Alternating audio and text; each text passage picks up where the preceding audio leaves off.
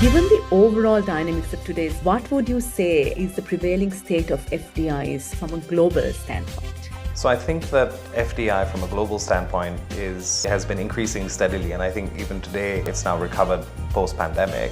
How important are FDIs to Sri Lanka right now? For Sri Lanka is absolutely critical. Post-economic crisis, Sri Lanka has to attract that capital to be able to grow its economy. That will improve over a period of time as policies are improved and efficiencies are improved and export-focused industries are invested in. If we invest, or if FDI invests in the right industries, it will be a major catalyst for economic development. Not all FDI is equal.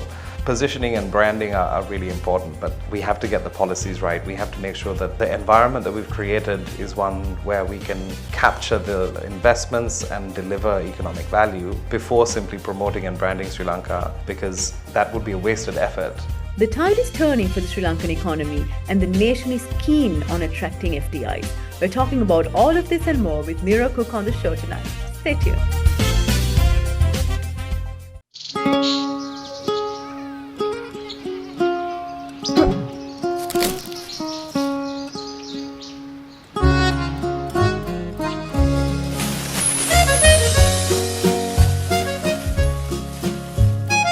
Some bonds give more returns. Get more security and more interest on your fixed deposits from Sri Lanka's largest finance company, LMDtv Finance.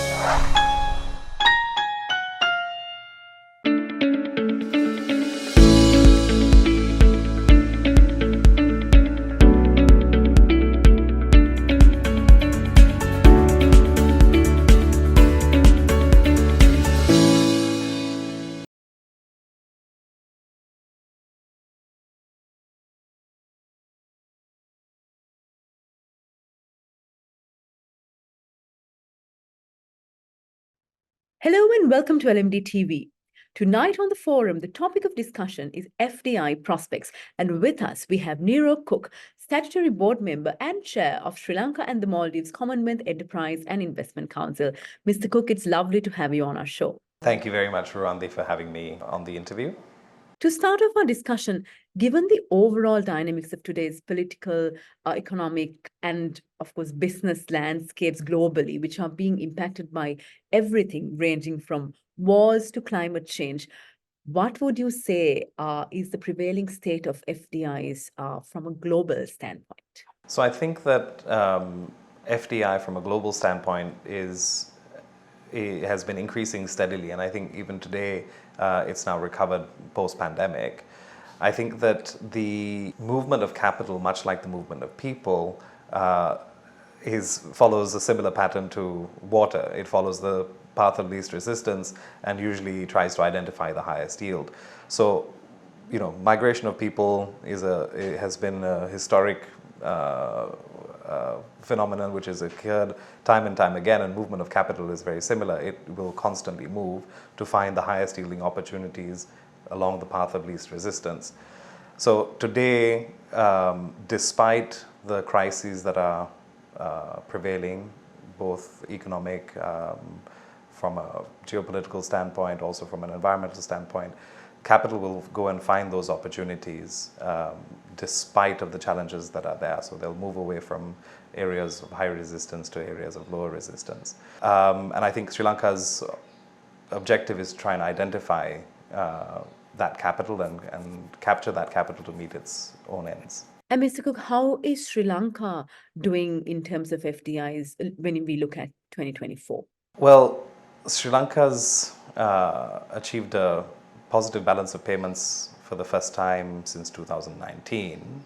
But I don't think it's capturing as much or attracting as much FDI as it has the potential to. There has been an increase in FDI post-economic crisis and post the pandemic.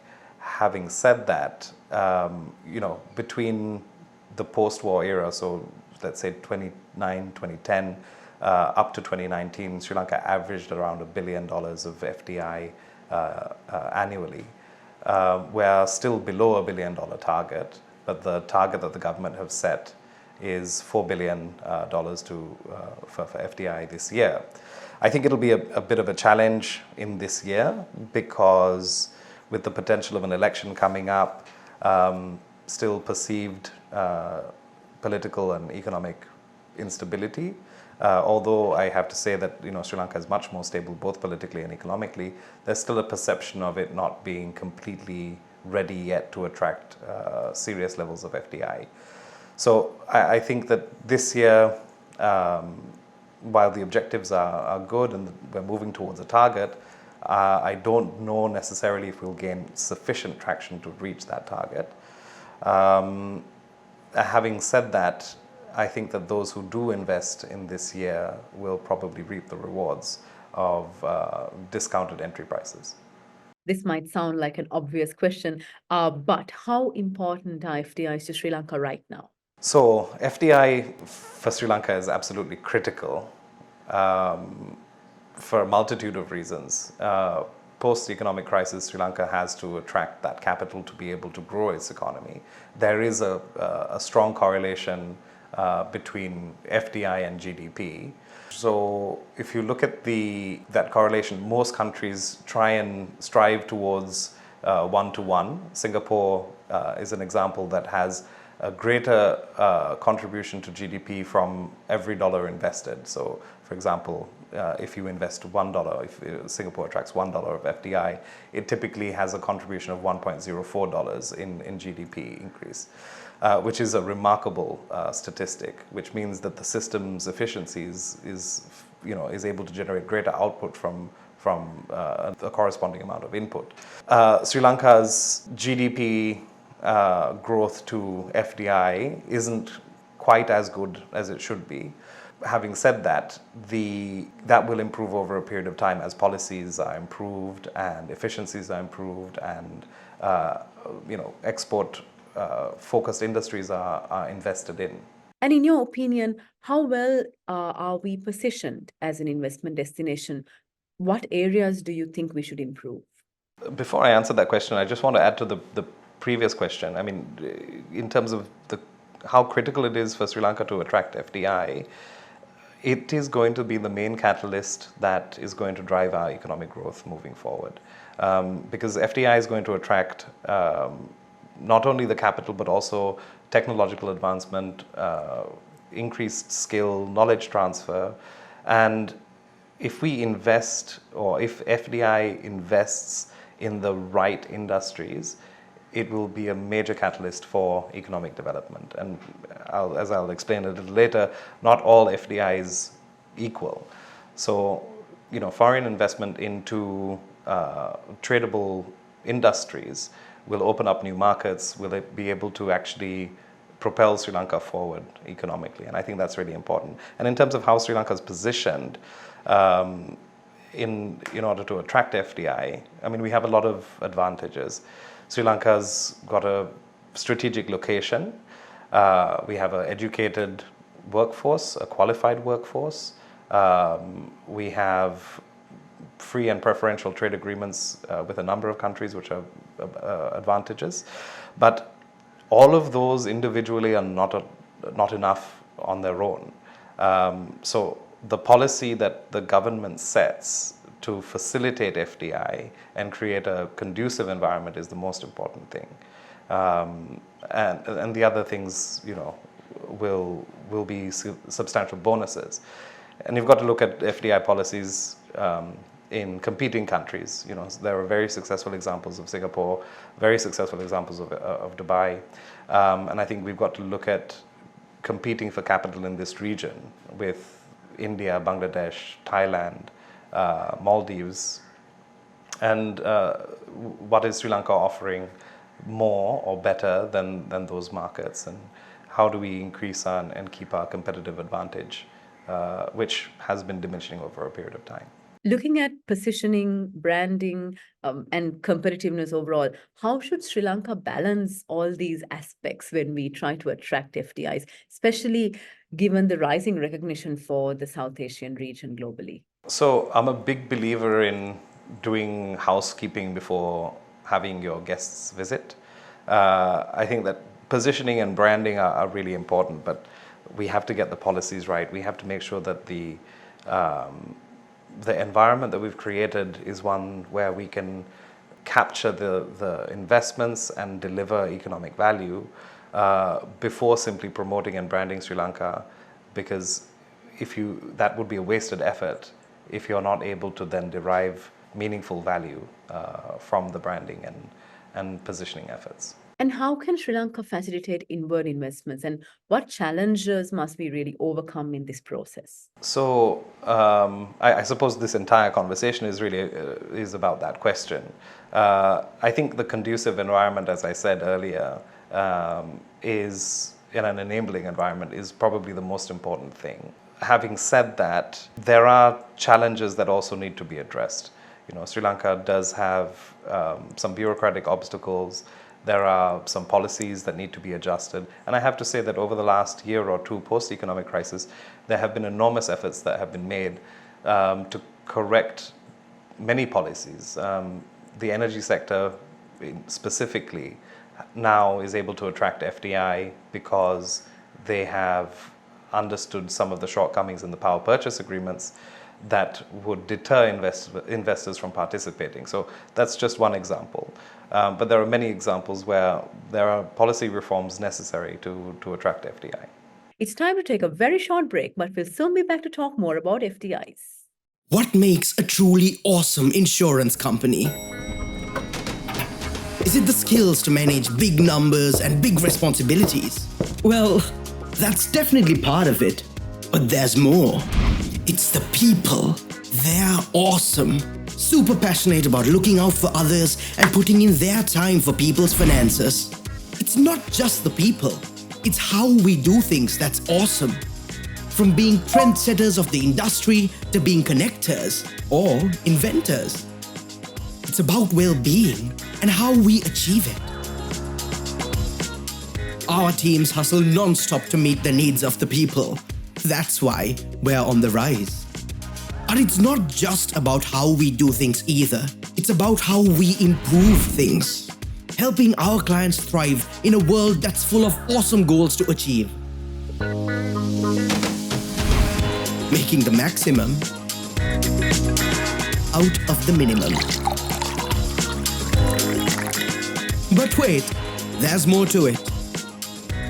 There's one last thing that truly makes an insurance company awesome. It's that we care about our people and our customers. All of this combined, it's been a pretty awesome year. And we're excited for tomorrow.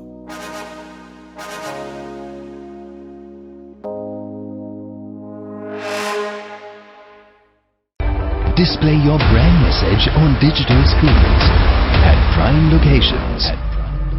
The largest digital advertising network in Sri Lanka. Emerging Media.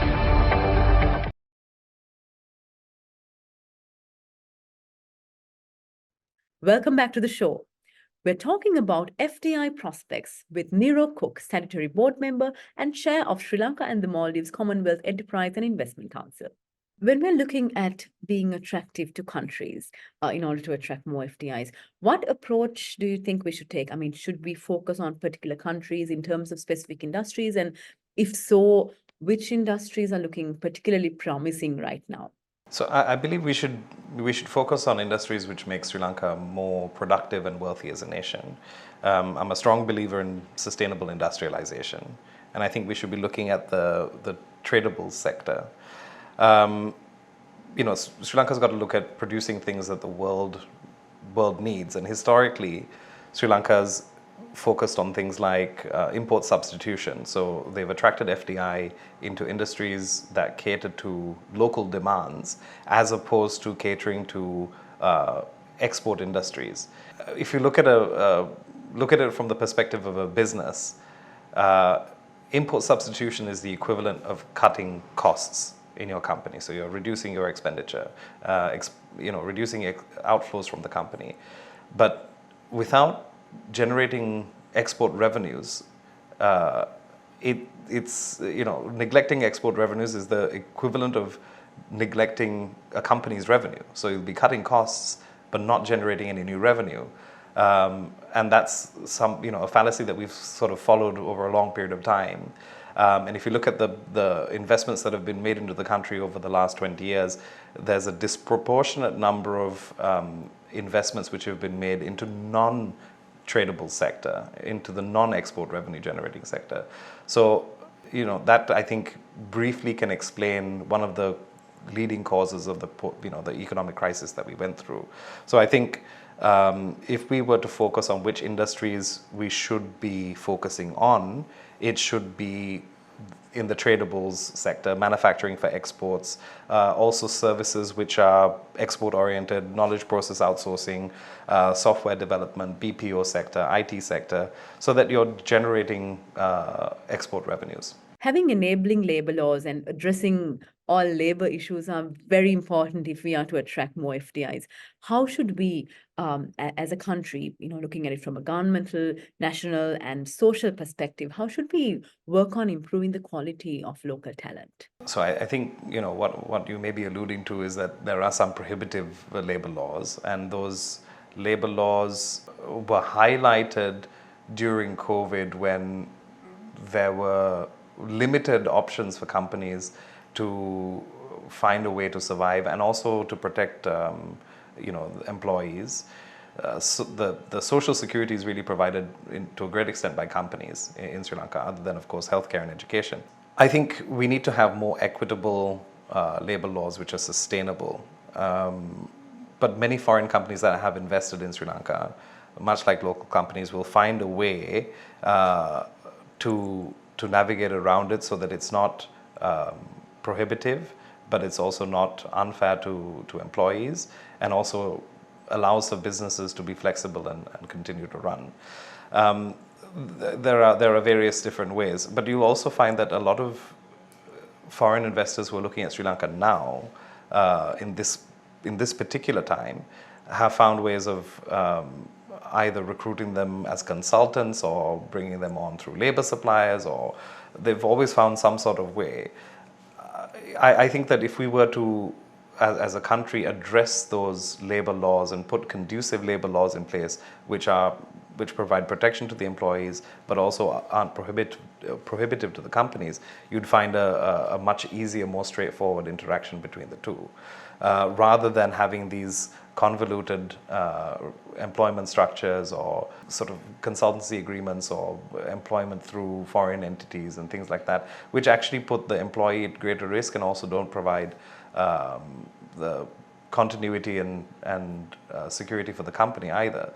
But nevertheless, when these laws aren't conducive, both the company and the employee will find a way around it to be able to meet the need. However, it wouldn't necessarily be the best possible way. I think if we were to improve and relook at those laws, it would be beneficial to both companies and employees. When we talk of attracting FDIs into Sri Lanka, we often talk of what should be done by the government, what should be done by investors and private companies. But in your opinion, how should the picture change at ground level, including various indirect stakeholders, such as maybe the general public? How should we change to really make Sri Lanka more attractive for foreign investments? So I think that over the years, a sense of sort of protectionism has crept in to the thought process, and it's a false sense of protectionism. I think that preventing investment into land, preventing investment into a number of different industries like mining, for example, to preserve Sri Lanka's treasures, it's under this guise of preserving these things. But I think that needs to be liberalized a great deal. If an investor invests in land, they can't take it away from the country. It remains here, and it's a form of security that the investor gets that gives them comfort to be able to raise capital against it. Also a sense of belonging. They will use that as an asset to generate revenue, to create employment, and I think that's really important. And this sense of sort of protectionism has to be relooked at. I understand that there has historically been a fear of sort of, invasion, and therefore land ownership is a sensitive subject. But having said that, we've got to look at who we're competing with around the world.